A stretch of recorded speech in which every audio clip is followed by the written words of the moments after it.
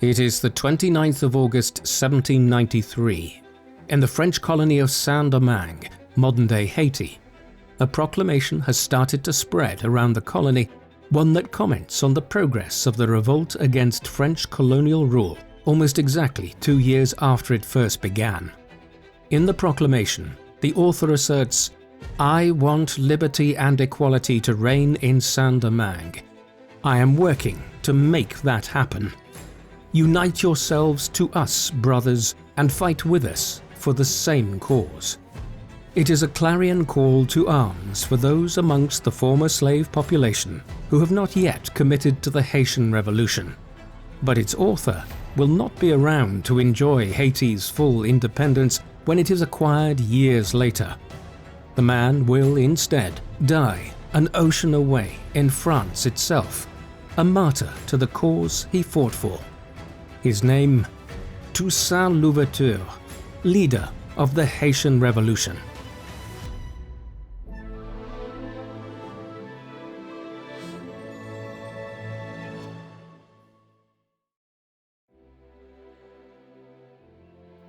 The man known to history as Toussaint Louverture was born into slavery at the sugar plantation of Breda at Haut-de-Cap in Saint-Domingue, present-day Haiti.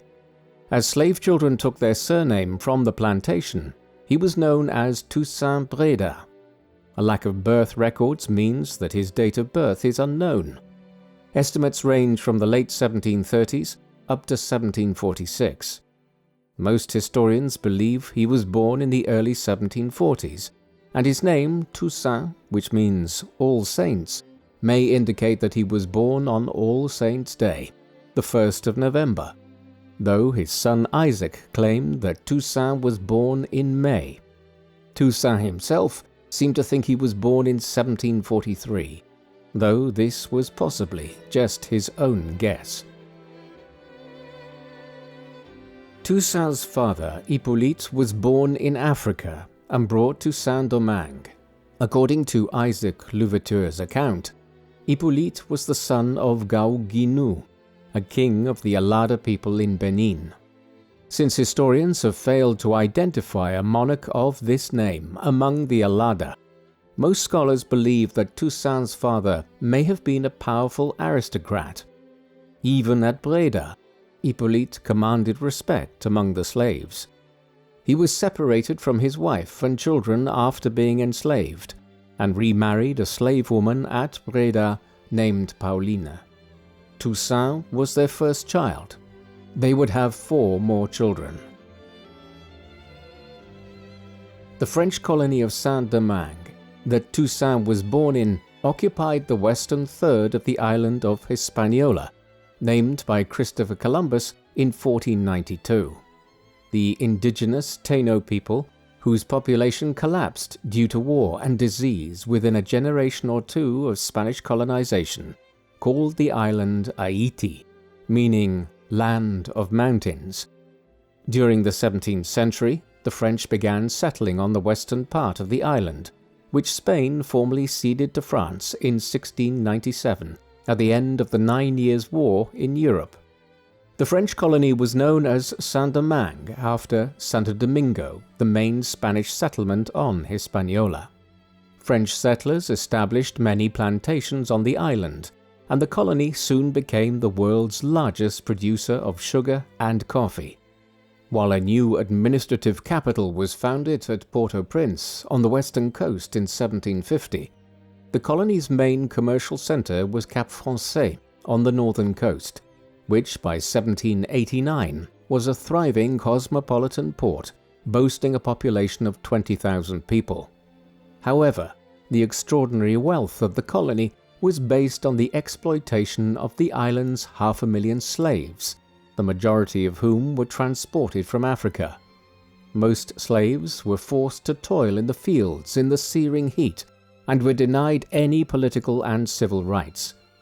In response to the cruelty of the slave economy, from the mid-1740s, escaped slaves, known as Maroons, fled into the hills, forming armed bands to defend themselves against any attempts by their former masters to hunt them down.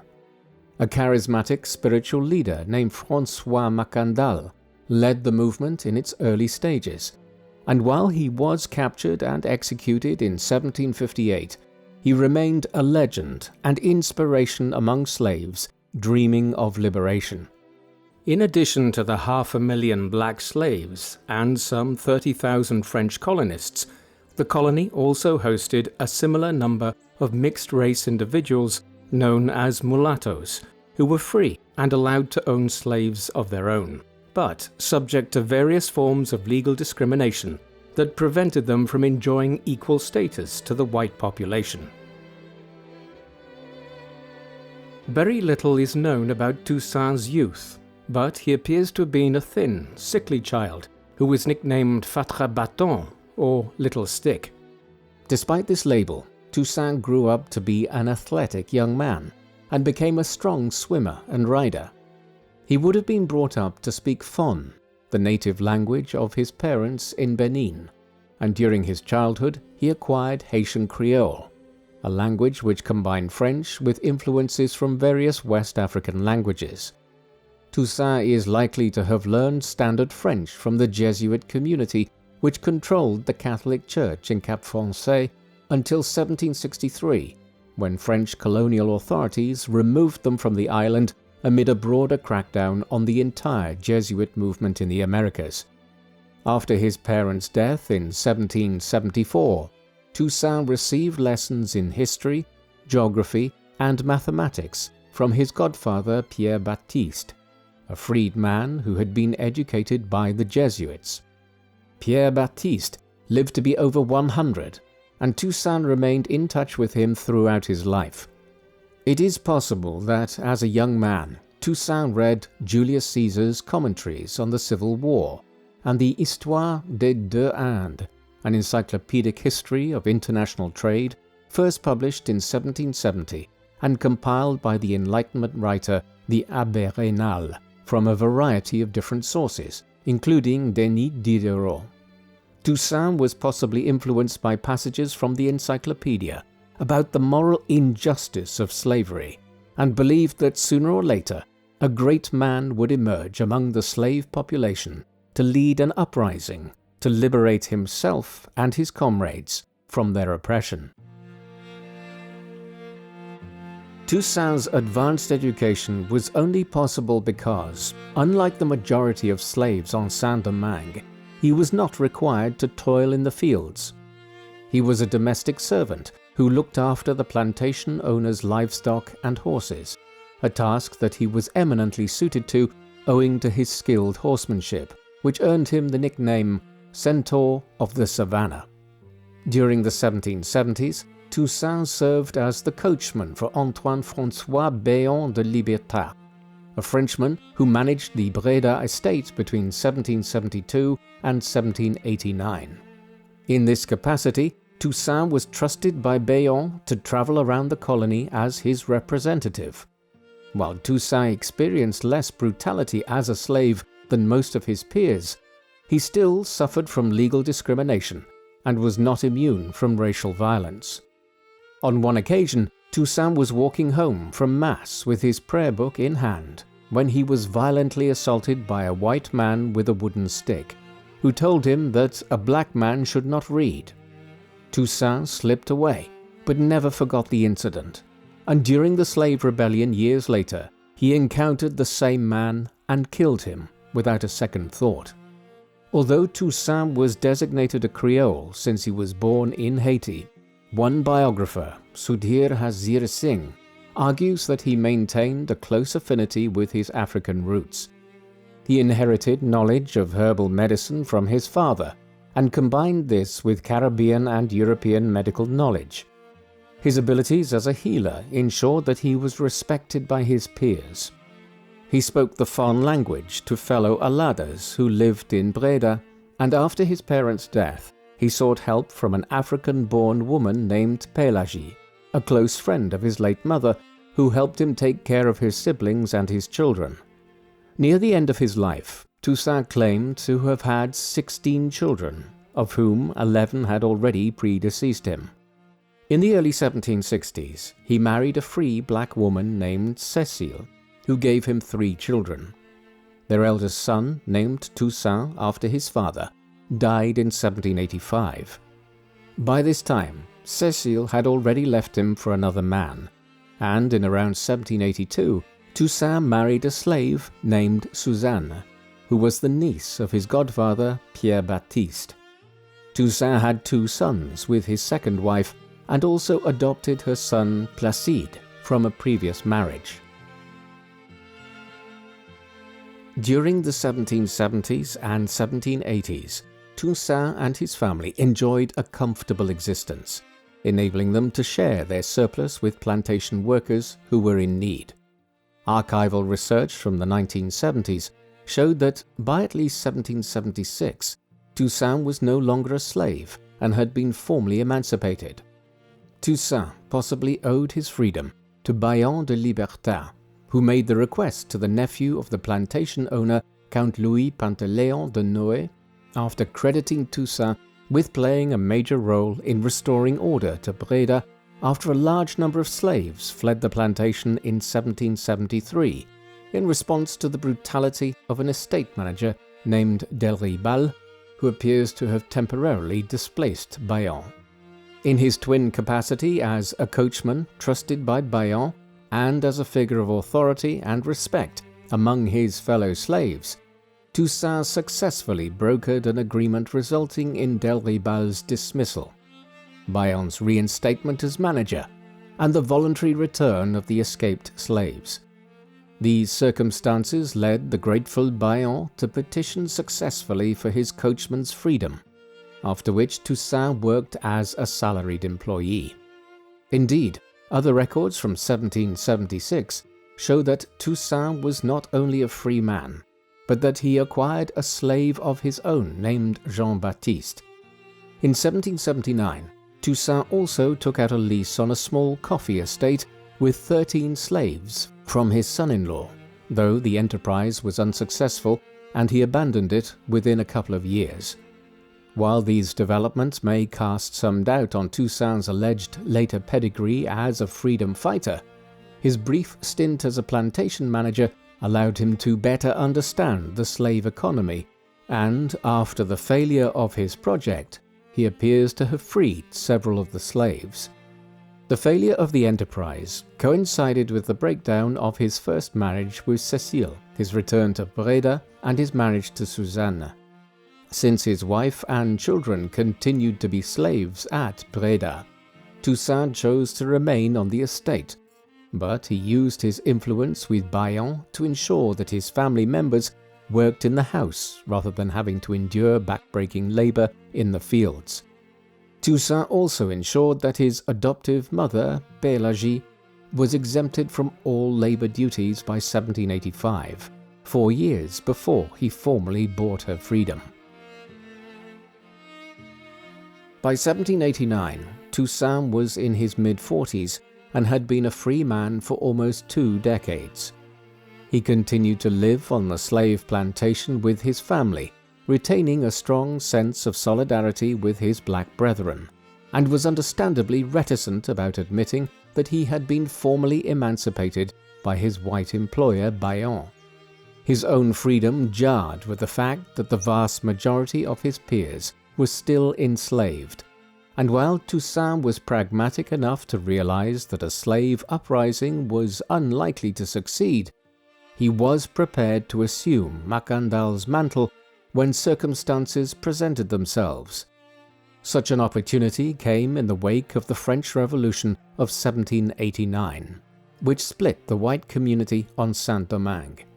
During the 1780s, wealthy planters had resisted royal efforts to improve conditions for slaves by enforcing existing legislation against brutal punishments. Paradoxically, this meant that slaves and critics of slavery were more sympathetic to the monarchy, while the planters welcomed the revolution as an opportunity to assert their independence from France. The revolution in France inspired an uprising on Saint-Domingue late in 1790 by Vincent Auger, a mulatto who demanded the right to vote, but refrained from forging an alliance with black slaves. While Auger was arrested and executed in Saint-Domingue, in May 1791, the National Assembly in Paris passed a law granting voting rights to persons of color whose parents were also free. This minor concession provoked outrage from the planters as a challenge to their privileges and led to the outbreak of conflict between whites and free persons of color in the southern part of the colony. Toussaint, like the other domestic slaves and servants who worked in the houses of their masters, would have heard them talking about the Revolution. In their interpretation of the events in Paris, the white slaves of France had overthrown the tyrannical yoke of their masters and were now living in abundance. Although the French Revolution had protected property, which included slaves, the underlying principles of liberté, égalité, and fraternité naturally appealed to the 500,000 slaves in Saint-Domingue. Fueled with these idealistic notions, a group of slaves led by a priest named Dutty Boukman gathered at a secret voodoo ceremony in the woods of Bois Caiman near Cap Français on the 21st of August 1791 to plan an insurrection to eliminate the members of the Colonial Assembly at Cap Français. While their efforts to violently overthrow the colony's political elite 3 days later, on the 24th of August, failed, the slave rebels did kill their masters in the plantations around the port. Thereafter, they rapidly took control of northern Saint-Domingue. Their success encouraged other slaves to join their ranks, and their numbers swelled from 10,000 at the end of August to 80,000 by November. Toussaint's role in the insurrection has been a source of controversy.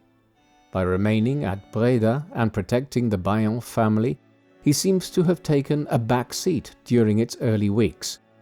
However, Toussaint later claimed to have been involved from the very beginning, and there are even suggestions that he coordinated with Bayon to organize the uprising behind the scenes as part of a royalist coup to eliminate the planters seeking independence.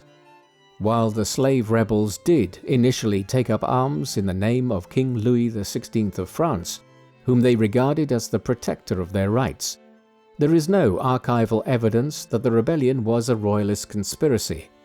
Toussaint did apparently play a key role from the very start, since the most prominent leaders of the uprising, such as Dutty Boukman, Jean-François, and Georges Biassou, were all coachmen and would have been known to him. After Boukman was killed in combat in November 1791, Jean-François and Biassou emerged as the leaders of the uprising.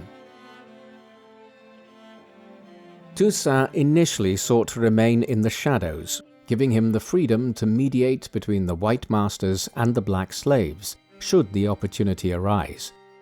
In October 1791, after ensuring the safety of his own family and that of his employer, Bayon de Libertat, Toussaint left Breda and formally joined the uprising, serving as an advisor to Georges Biassou under the title General Doctor. This was owing to his reputation as a healer. During the early months of the uprising, the rebels proved that they could hold their ground against the white militia, but struggled to expand their control beyond the north of the colony. Their destruction of the plantations had also led to food shortages, and in December the rebel leaders offered to negotiate with the 3 civil commissioners who had just arrived from Paris. Their relatively modest demands were for the amnesty of 300 rebel leaders, the abolition of the use of the whip against slaves, and 3 days of freedom each week. When the offer was rejected by the Colonial Assembly, an infuriated Biassou threatened to execute all of the white hostages. Toussaint persuaded him not only to spare them, but to pardon them the next day. Despite this demonstration of magnanimity, the failed peace negotiations convinced Toussaint that there was no choice but to continue the struggle for general emancipation to the bitter end through full-scale war and revolution. When the colonial authorities offered an amnesty for free people of color in spring 1792, Toussaint rejected the offer and instead reinvented himself as a revolutionary leader. He received military instruction from a former white officer from Cap Français and a black officer who had served in the colonial militia. By mid-1792, he had trained a loyal body of 500 to 600 men, while remaining under Biassou's nominal command. In July 1792, the rebel leaders wrote a defiant letter to the Colonial Assembly accusing them of betraying the ideals of the French Revolution. While Toussaint's name was absent among the signatories, he may have been its author. At the time, the revolution was still being driven by moderates in Paris who were unwilling to abolish slavery. But following the storming of the Tuileries Palace on the 10th of August that late summer, the radical Jacobin faction gained control of the political agenda. The monarchy was abolished, and Louis XVI was executed in January 1793. The political upheavals encouraged France's European colonial rivals, primarily Britain and Spain, to take advantage of the revolutionary disturbances in Saint-Domingue, while the British sought to take control of the colony by forming an alliance with the planters. The Spanish provided support to the slave rebels as part of their plans to regain full control of the island. In early 1793, Toussaint began negotiating an alliance with the Spanish, and by June 1793, Jean-François and Biassou were given the rank of Lieutenant General in the King of Spain's army, while Toussaint was named Colonel and later promoted to General. His reputation for fairness attracted thousands of new recruits, bringing his independent command to 4,000 men. The Spanish alliance strengthened the rebel forces and threatened the French at Cap Français. In response, the French commissioners Léger-Félicité Sonthonax and Étienne Polverel promised to grant freedom to all slaves who joined the fight against Spain. The announcement on the 20th of June led to hostilities in Cap Français between the Frenchmen, who supported the commissioners, and the planters, who were determined to defend slavery. During a 3-day battle, the port was destroyed. Up to 10,000 people were killed, and the commissioners emerged victorious, following intervention by the slave insurgents in their favor. However, as a sign of his increasing confidence, Toussaint rejected Sonthonax's offer and affirmed his loyalty to the King of Spain, while denouncing the Republicans' hypocrisy and the execution of King Louis XVI. He, like many of the black insurgents in Saint-Domingue, instinctively favored monarchy over republicanism due to African political traditions. In August, Toussaint adopted the surname Louverture, meaning the opening, which may refer to the opening of a revolutionary path or his ability to break enemy lines in battle. In increasing desperation, while perhaps acting according to his genuine political convictions, Sonthonax announced the end of slavery in northern Saint-Domingue on the 29th of August. However, he saw freedom as a gift of the French Republican government and believed that while the slaves were to be given political rights, they would have to return to work on the plantations. The proclamation encouraged a number of rebels to defect from the Spanish to the French, but Toussaint continued to view Sonthonax with suspicion and remained in Spanish uniform. Meanwhile, a British force of 600 men landed in southern Saint-Domingue in September to make common cause with the white planters. They gradually took over several ports on the west coast. The presence of British ships in the Caribbean failed to prevent a French ship carrying a multiracial delegation to convey news of Sonthonax's proclamation to Paris. On the 4th of February 1794, the National Convention in France ratified the proclamation and even abolished slavery across all of France's colonies, granting citizenship to all French subjects regardless of race. The further radicalization of politics in France had a profound effect on Saint-Domingue, where the island was divided between the British in the south and west and the French and Spanish in the north. Spanish regular forces were reluctant to take the offensive, and relied on the slave rebels to do much of the fighting.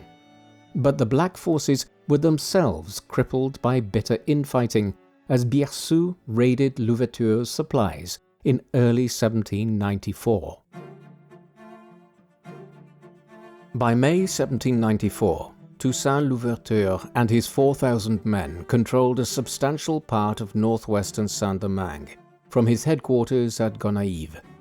The disagreements with Biarritz and reports of white planters beating slaves in plantations under Spanish protection led Toussaint to question his allegiance to the Spanish. On the 5th of May, after discussions with the French general Etienne Louverture, he made the fateful decision to defect to the French, raising the Republican tricolor at Gonaïves. Shortly afterwards, he defeated his former comrades in arms in Spanish uniform to consolidate his control of the northwest. Sonthonax and Polverel welcomed Louverture's defection, but they were soon recalled to Paris to answer charges from the exiled planters, leaving Louverture as governor to face the British and Spanish without the prospect of reinforcements from France. This meant that Louverture's army was the key to the cause of French republicanism on the island. He soon proved his worth by pushing back the Spanish positions in the east. Toussaint was a charismatic military leader who always led from the front.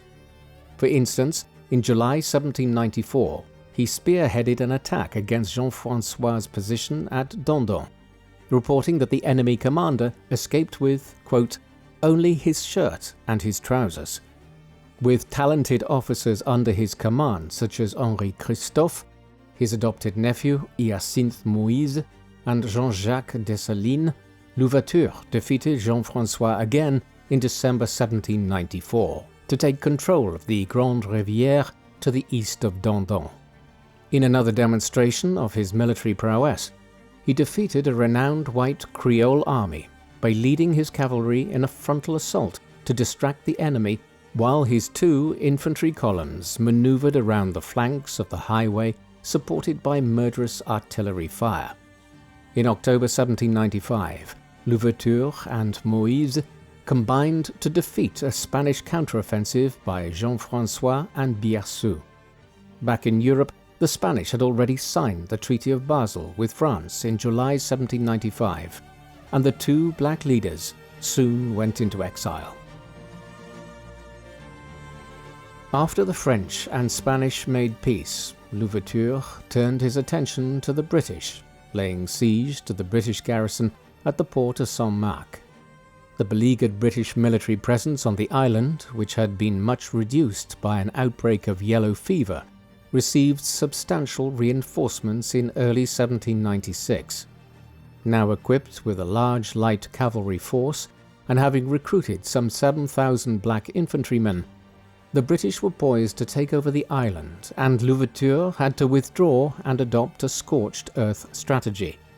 While the British could not be dislodged from well-fortified positions such as Saint-Marc, they were not equipped to fight a guerrilla war. Moreover, Toussaint had a reputation for moving swiftly and appearing where the British did not expect him.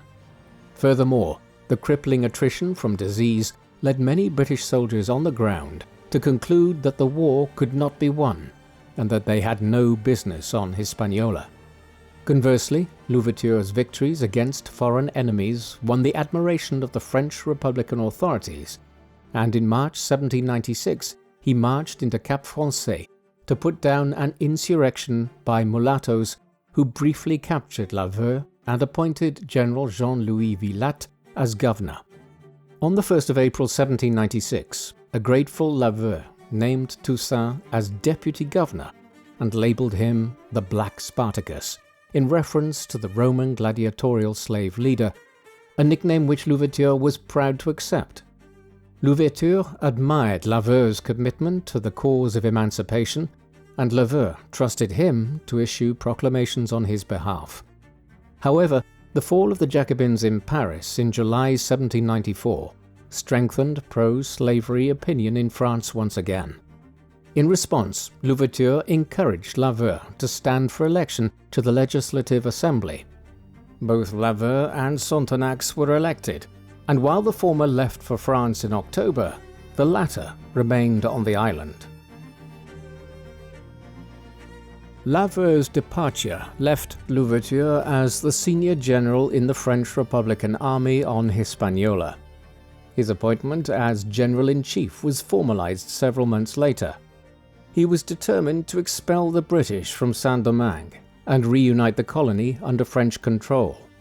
At a time when General Napoleon Bonaparte was gaining a reputation in northern Italy for his quick marches, which allowed him to gain local superiority over his Austrian foes before the latter had time to summon reinforcements, Louverture's ability to traverse mountainous territory in the shortest amount of time, on one occasion covering 64 kilometers of mountainous terrain in a single day, was already well known to the British.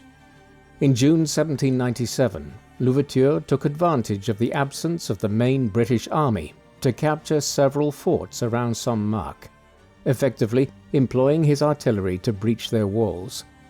While Louverture's men were unable to dislodge the British from Saint-Marc itself, the war had taken a devastating toll on the British forces on the island. Out of some 20,000 British soldiers sent to Saint-Domingue, over 12,000 perished, mostly of disease.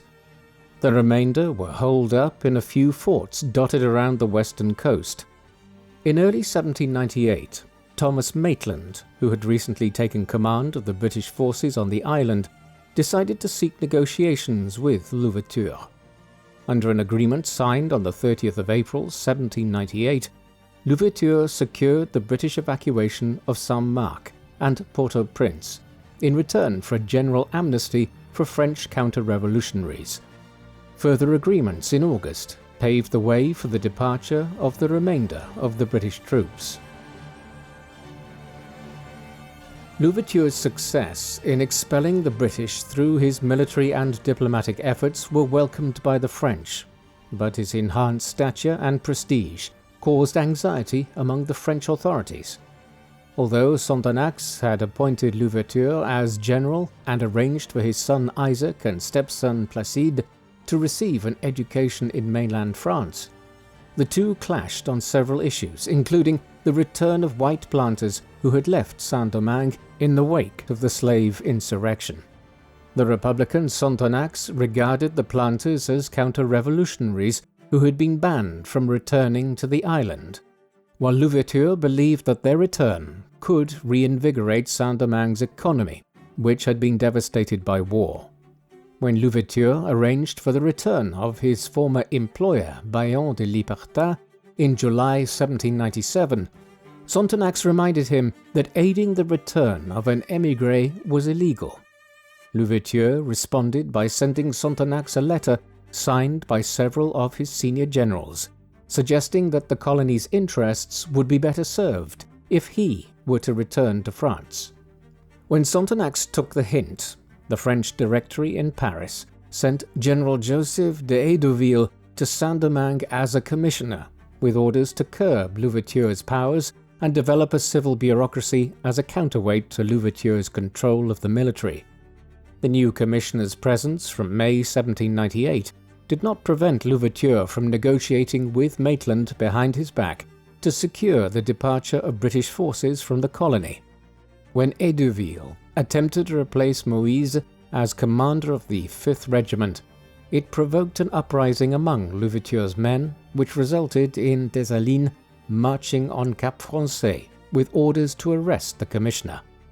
Hédouville prudently decided to leave Saint-Domingue in October 1798, leaving his powers with André Rigaud, a mulatto general and Louverture's rival, who had established a semi-independent power base in the south of the colony with a force of some 8,000 men.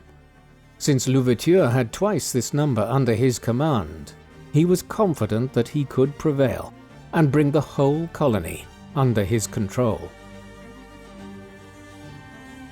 In September 1798, after negotiating the British withdrawal from Saint-Domingue, Louverture wrote to Louverture of the progress he had made since joining the French Republicans.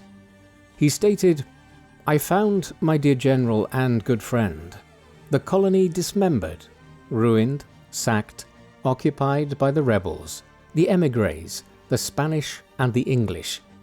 I am leaving it peaceful, purged of its external enemies, pacified and advancing towards its restoration." Louverture's achievement had been extraordinary. Within the space of 4 years, he had defeated the Spanish, negotiated the withdrawal of the British, and defeated several factional rivals in the process. Without any formal military training, Toussaint Louverture exhibited his mastery of tactical and operational warfare while leading from the front and frequently exposing himself to danger in the heat of battle.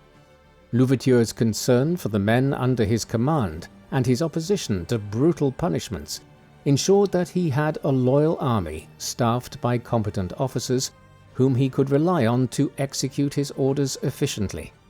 His extensive experience as a conduit between white colonists and black slaves also provided him with the political and diplomatic skills to secure promises for the liberation he desired, firstly from the Spanish and later from the French. While Toussaint was pragmatic and switched his allegiances during the conflict, his embodiment of the cause of universal freedom, rather than just that of white Europeans, provided a sense of moral clarity that galvanized his men and encouraged French Republicans to support him. In his letters to the French Directory in late 1797, Louverture attacked conservatives who labeled black Haitians as savages by highlighting the savagery of colonial slavery, and warned that any efforts to reimpose slavery upon men who had experienced freedom would be futile and dangerous. For all his military success and his rise to power in Saint-Domingue, Toussaint recognized that the colony's economy had been devastated by war and sought all the external help he could get. After making peace with Maitland, Louverture came to see the British as a plausible commercial partner at a time when the Royal Navy was largely in control of the Atlantic Ocean and the Caribbean Sea.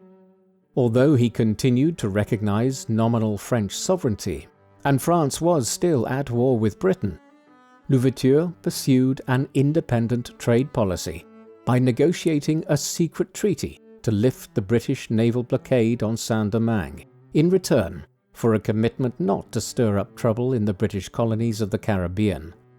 Although news of the treaty was broken by the London press in December 1798, there was little the Directory could do in Paris, and Hédouville's replacement as commissioner, Philippe Roume, was effectively reduced to a ceremonial figurehead. Louverture was emboldened to negotiate with the United States of America, which was then engaged in the undeclared quasi-war with France at sea. Unlike his predecessor George Washington and successor Thomas Jefferson, both of whom were slaveholders from Virginia, President John Adams was a Northerner from Massachusetts who opposed slavery and appreciated the commercial opportunities offered by the resumption of trade with Saint-Domingue. After Louverture promised that American ships would be protected in Haitian ports, the U.S. Congress passed legislation to restore bilateral trade in early 1799. Louverture then secured the right to buy guns and ammunition from American traders. Although he had refused demands by both the British and the Americans to repudiate his colonial ties to France and declare outright independence, Louverture did fulfill his promise to help the British keep order in the Caribbean by informing them of a plot by Isaac Sasportas, a Sephardic Jew of Portuguese descent from Saint-Domingue, to foment an uprising in Jamaica supported by 4,000 French soldiers from Saint-Domingue. Louverture's information led the British colonial authorities to arrest and execute Sasportas in December 1799. Louverture's commercial agreements with the British and Americans caused alarm in Paris, and the Directory believed that sooner or later the rich sugar colony would slip away from French control. The Directory's solution, as implemented by Hédouville before returning to France, was to stir up hostility between Toussaint and Rigaud. After a period of uneasy coexistence, Louverture now concluded that he could no longer allow Rigaud to remain in control of the ports in the south and the west, since it risked the landing of a French expeditionary force joining up with Rigaud to overthrow Louverture's government. In an increasingly bitter racial conflict between black and mulatto armies, Rigaud accused Louverture of secretly conspiring with the British to restore slavery to Saint-Domingue, while Louverture likewise accused Rigaud of seeking to bring back slavery with the aid of French conservatives. The mulatto general took the initiative in June 1799 by seizing the coastal town of Petit-Goâve on the southern peninsula. This encouraged the talented mulatto cavalry commander Alexandre Pétion to defect from Louverture and rally to Rigaud. A series of revolts in the north and west compelled Louverture to move north to put them down, and he dispatched Dessalines to deal with Rigaud in the south. During this period, Louverture survived 2 separate assassination attempts that resulted in the killing of his physician and coachman respectively. He blamed Rigaud for attempting to assassinate him. Louverture regained the initiative by requesting a US naval blockade of key ports under Rigaud's control, while Dessalines was largely left to his own devices and prosecuted a ruthlessly efficient campaign against the mulattoes. Contemporary accounts indicate that up to 10,000 mulatto soldiers and civilians were killed by Dessalines' men, though these figures were possibly hugely exaggerated to inflate Dessalines' supposed military prowess. While the so-called War of the South was underway, General Bonaparte seized power as first consul in Paris in November 1799 and quickly sought to reintroduce special laws in the colonies. While Bonaparte's objective was to exploit the colony for its wealth, he recognized that Louverture was still in control of much of Saint-Domingue and stated that the new laws would not infringe on the liberty of the black population. Not long after Bonaparte's commissioners arrived at Saint-Domingue to confirm Louverture as General-in-Chief in June 1800, Rigaud left for the French colony of Guadeloupe in the Eastern Caribbean. By July 1800, Louverture was in undisputed control of the whole of Saint-Domingue and could devote more attention to the economic revival of the colony. When Louverture invited the white planters to return to their plantations, they found that their former slaves were unwilling to work for them and had begun cultivating their own small plots of land. After emancipating the slaves, Sonthonax and Polverel still required them to work the land, and although they were now paid a small wage and worked fewer hours, their freedom was limited, and they were subject to fines and imprisonment if they refused to work.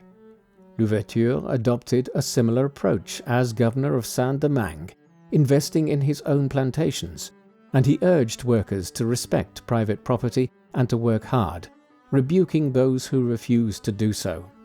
For many plantation workers, little had changed, and there were occasional rebellions against Louverture's rule. Louverture's prestige and reputation among the black population allowed him to convince the rebels to stand down by persuading them that they could only guarantee their freedom if they showed that they were capable of abiding by the laws which obliged them to work.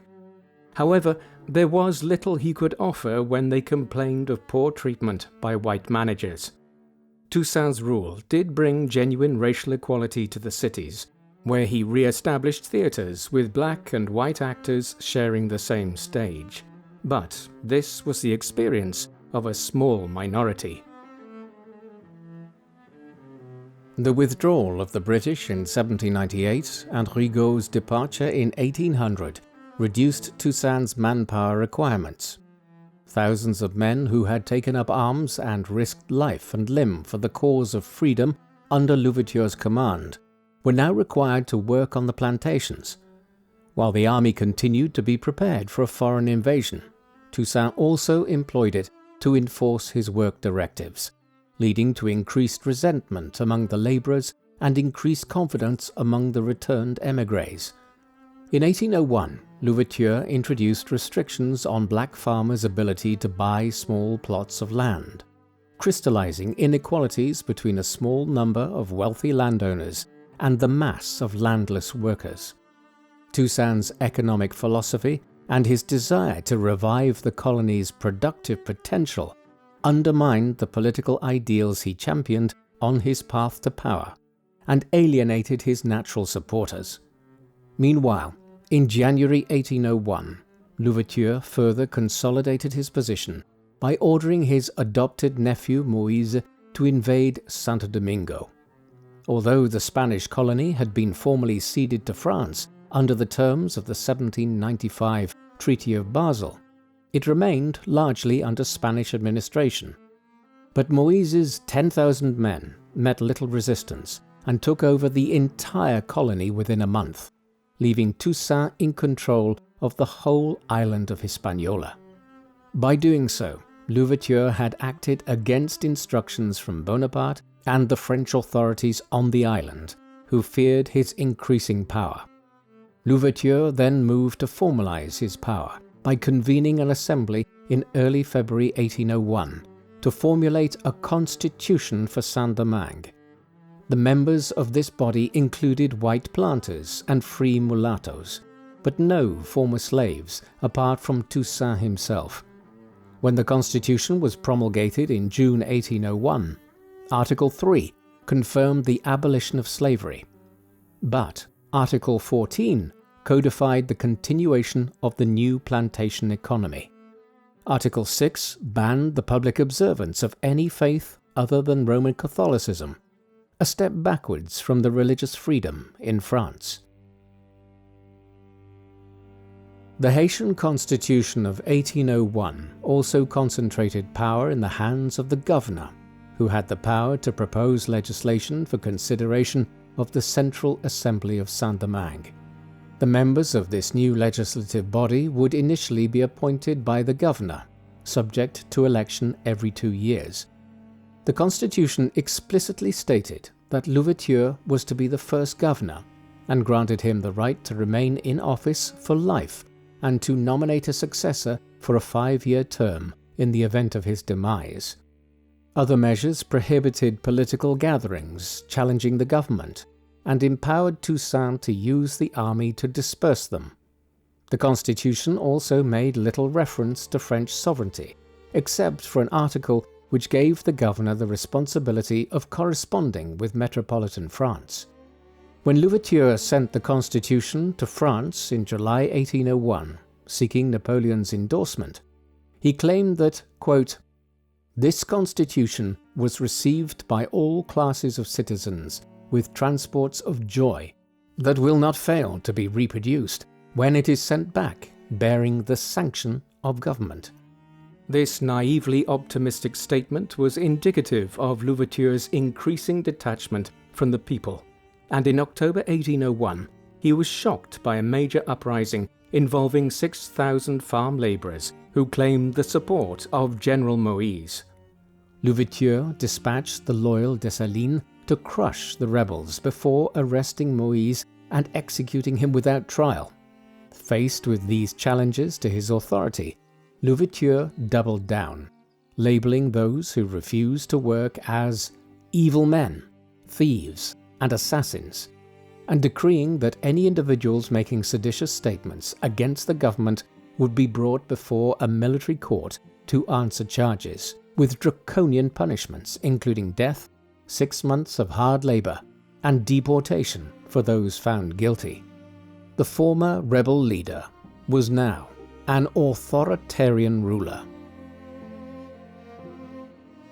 Louverture's efforts to revive the plantation economy saw coffee exports return to 2/3 of their 1789 level, while sugar exports reached 1/3.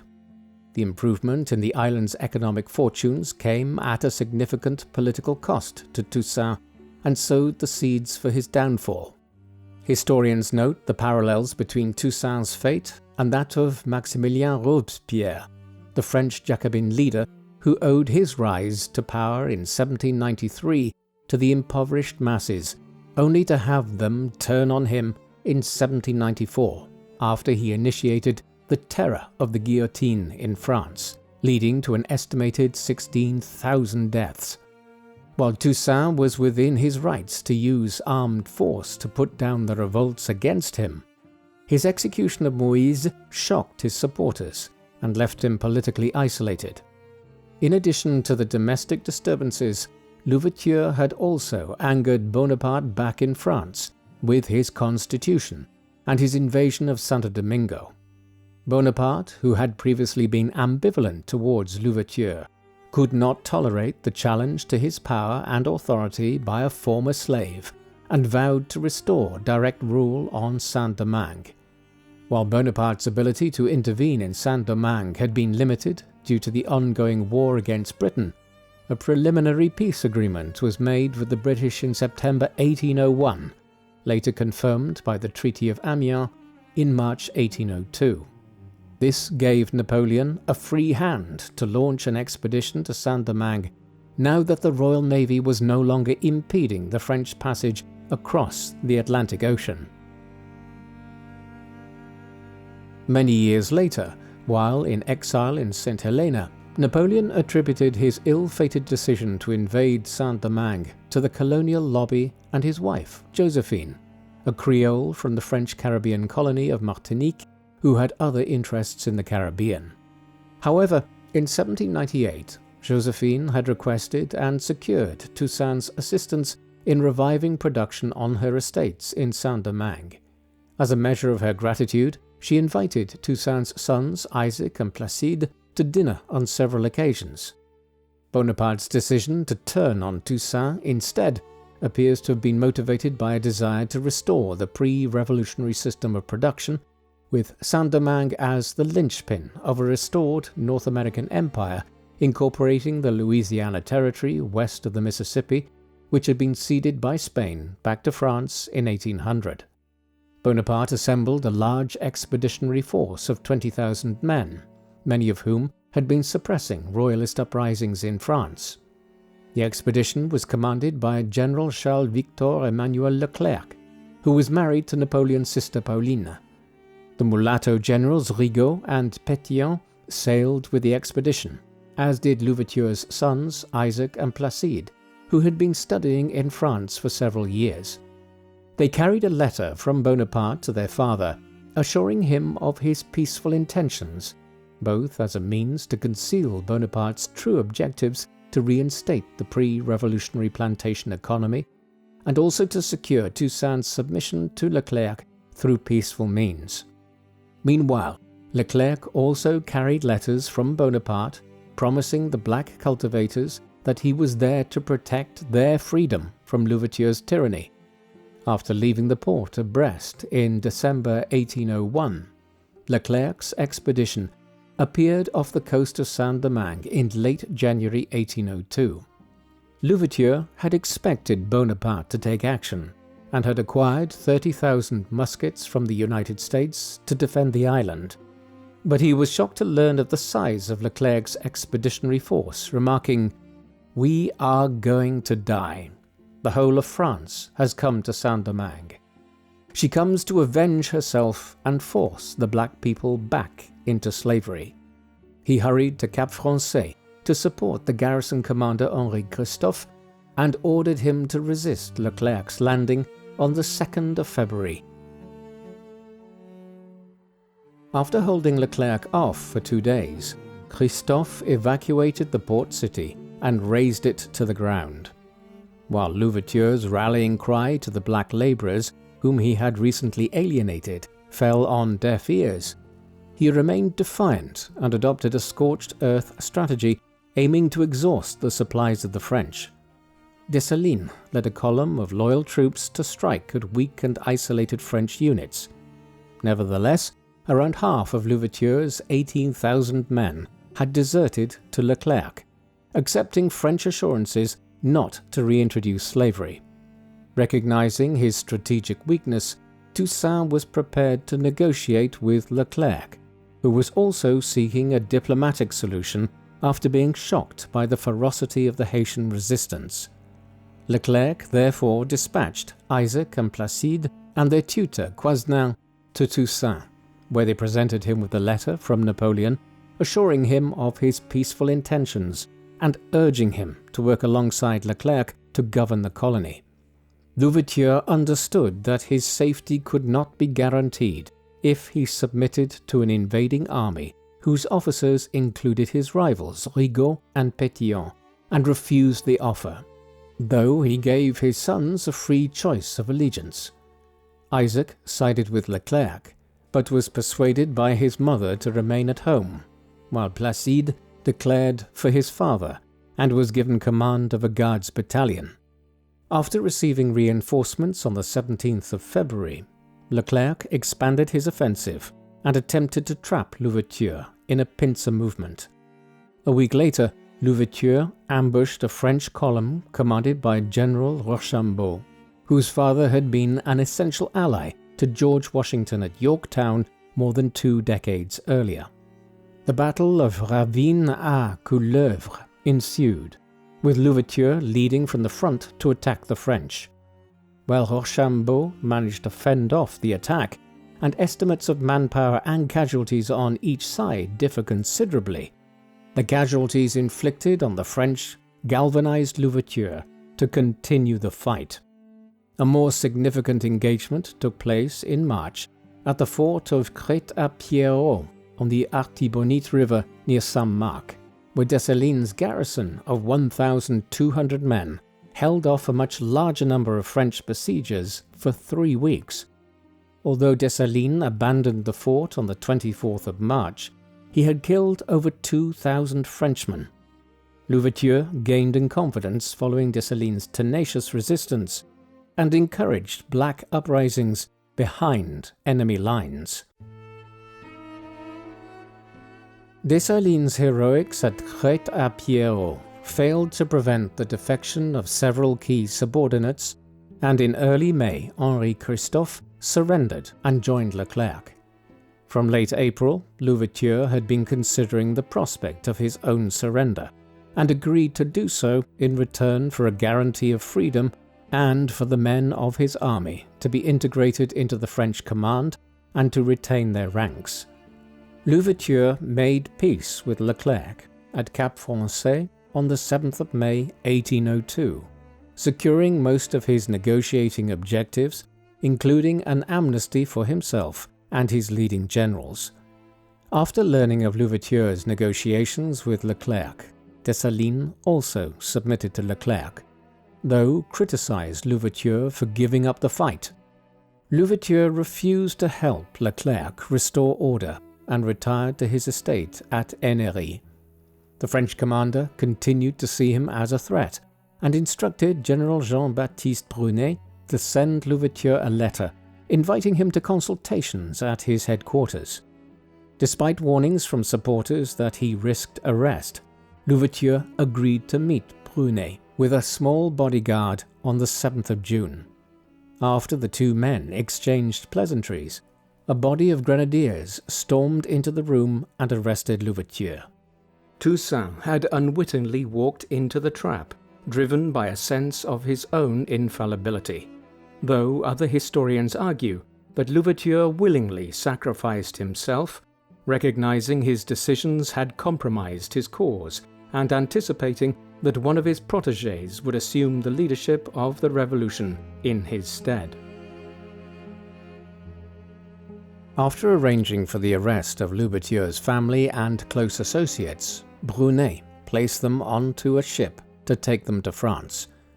As he stepped on board, Louverture warned the Frenchman, "In overthrowing me, you have cut down in Saint-Domingue only the trunk of the tree of liberty. It will spring up again from the roots, for they are numerous and they are deep." After crossing the Atlantic on the French ship Hérault, the Haitian captives arrived at the port of Brest in early July.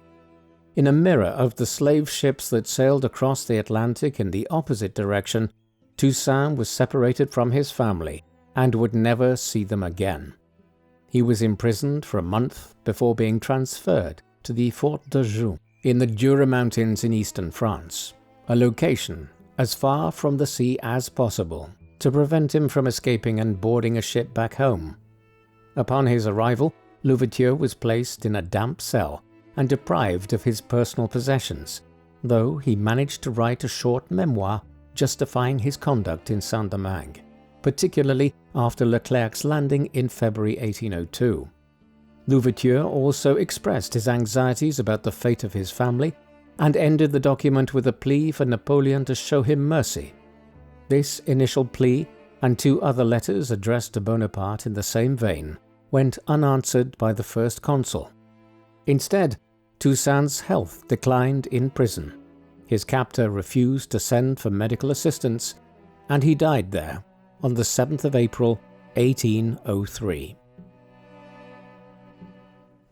While Louverture was languishing in prison during his final months, the situation in Saint-Domingue was changing dramatically. News of the reimposition of slavery in the Caribbean islands of Martinique and Guadeloupe led the Haitians to doubt Leclerc's sincerity. Alexandre Pétion turned against him, and Christophe and Dessalines soon followed suit.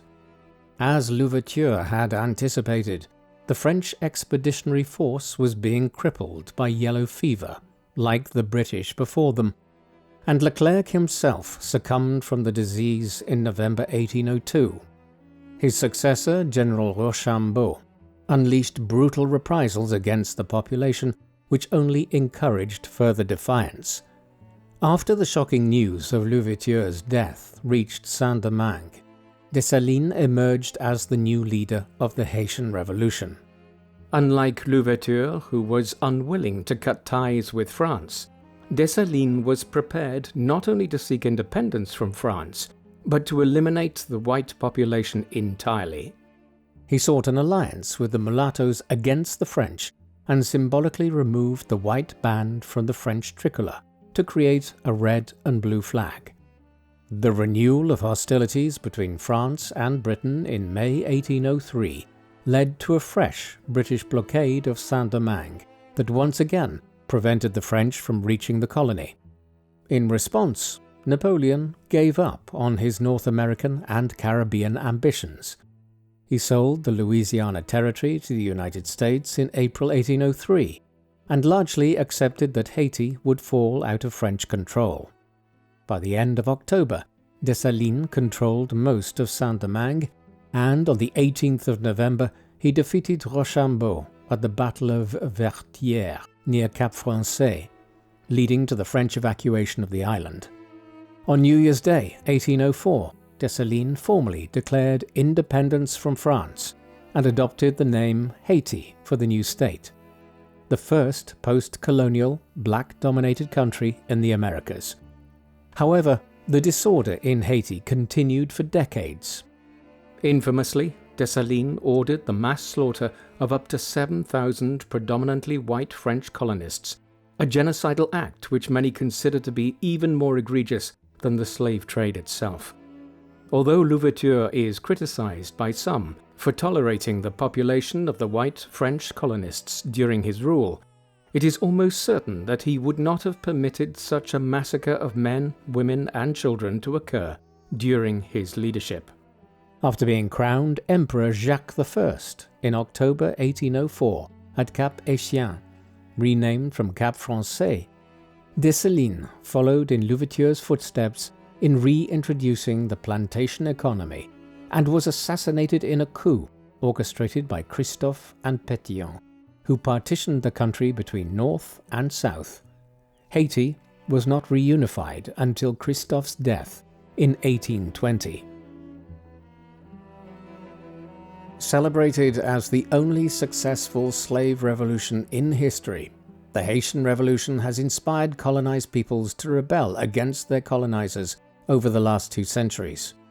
While Jean-François, Biassou, Sonthonax, Laveu, Dessalines, Moïse, Christophe, and Pétion each played their part, the Haitian Revolution is associated above all with the person of Toussaint Louverture. Born around 1743 in Saint-Domingue to an enslaved aristocratic family from West Africa, Toussaint had the fortune of becoming a well-educated and highly literate individual who was trusted by his white masters and respected as a figure of authority by the black workers. Although he had been liberated by Master Bayon in his early 30s, Toussaint lived comfortably at the Breda plantation with his enslaved family during the 1780s. When the slave uprising broke out in 1791, Toussaint emerged as one of its leaders, switching his allegiance first to Spain and then to Republican France in the name of universal liberty. Although he had no military training, Toussaint was an effective general, leading his men to victory against the Spanish and British by 1798. His political and military abilities enabled him to sideline his nominal French masters and restore diplomatic relations with Britain and the United States. His partial success in reviving the colony's economic prospects with draconian methods came at the cost of alienating his natural supporters, leaving him short of allies when Bonaparte dispatched Leclerc to remove him from power. While Toussaint was to die in captivity thousands of miles away, his followers, Christophe and Dessalines, eventually defeated the French army and secured full Haitian independence. Although widely hailed as a military genius and visionary statesman who paved the way for Haitian independence and gave his life for the cause of universal freedom, Louverture was a controversial figure. Critics argue that he turned his back on his black brethren after assuming power by re-establishing the exploitative plantation economy and ruthlessly suppressing uprisings against his rule, while others argue that throughout his career, Toussaint was a ruthless pragmatist who was not driven by any ideological principles, but by his own personal thirst for power. Perhaps he was all of these things at the same time. What is unquestionable is that the Haitian Revolution would not have played out in the way which it did without his leadership. What do you think of Toussaint Louverture? Was he a revolutionary hero who embodied the cause of freedom and skillfully exploited rivalries between European colonial powers to advance his cause? Or was he an unprincipled politician who craved power for himself and ultimately betrayed the Haitian Revolution that he led? Please let us know in the comment section, and in the meantime, thank you very much for watching.